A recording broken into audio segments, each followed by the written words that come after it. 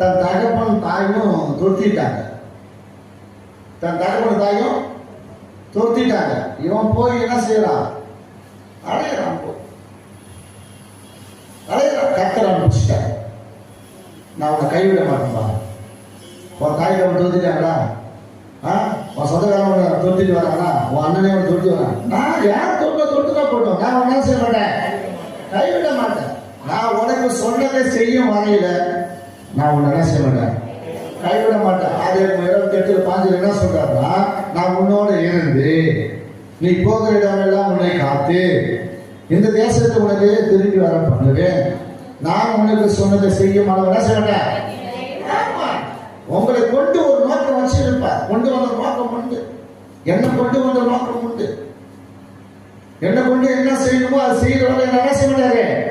ஆமா, உங்களை கொண்டு என்ன செய்யணுமோ அதை செய்யறவரை கத்தர் ஒரு நாள் கூட என்ன செய்ய மாட்டாரு, கைவிட மாட்டார். இன்னைக்கு இது இப்படி இருக்கும், நாளைக்கு எப்படி இருக்குன்னு உங்களுக்கு தெரியாது, எனக்கும் தெரியாது.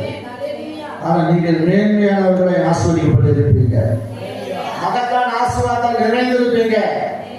கத்தர் உங்களை ஐஸ்வர்யங்களா மாத்தி இருப்பார். அப்பாலாம் நீங்க சொல்லுவீங்க, நான் இந்த இடத்துக்கு போனது நிமித்தமா கத்தர் என்ன செஞ்சுக்கிற. ஆமா, கடினம் கொஞ்சம் வார்த்தைகள் கொஞ்சம் கடினமா தான் இருக்கும். ஆனா அதுலதான் நாங்க நின்று அந்த ஆசீர்வாதத்தை பெற்றுக் கொண்டோம். அப்ப நீங்க உங்க பிள்ளைங்களுக்கு சொல்லுவீங்க, நீங்க மற்றவங்களுக்கு சொல்லுவீங்க. வா, என் உபதேசத்தை கேட்டு பாரு, என் சபைக்கு வந்து பாரு, என் உபதேசத்தை கேட்டு பாரு. அல்லேலூயா.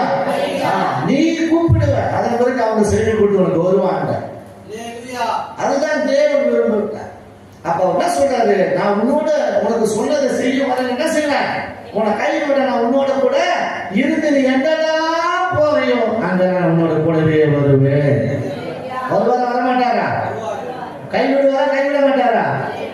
கைவிட மாட்டார். அவர் உனக்கு சொன்னதை செய்ய வந்த எப்போதும் உன்னோட கூட இருந்து உன்னை ஆசீர்வதித்து நீ போக்குற வழியில எல்லாம் என்ன செய்வாரு, உன் வழிகளை வாய்க்க பண்ணுவா, உன் வழியை செம்மைப்படுத்துவா.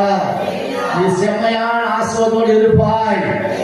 சொல்லதெல்லாம் உங்களுக்கு நடக்கும். அப்படியே நான் சொல்லதெல்லாம் தீர்க்கதரிசனமா சொல்றேன், அது அப்படியே நடக்கும், அது நிறைவேறும்.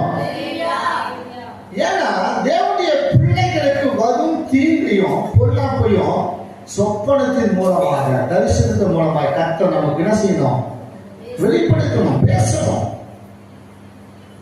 உனக்கு என்ன பொல்ல போதோ என்ன தீங்கு வருதோ அது ஊழியக்காரோட பேசணும். உன் பிள்ளைகளுக்கு என்ன பொல்ல போதோ என்ன தீங்கு வருதோ உன்னோட கூட சொப்பனத்தின் மூலம் தரிசனத்தின் மூலமா கர்த்தர் என்ன செய்யணும், பேசணும். ஏன்னா அவர் வருகிற தீங்கையும் பொல்லாப்பையும் நம்மளை விட்டு விலக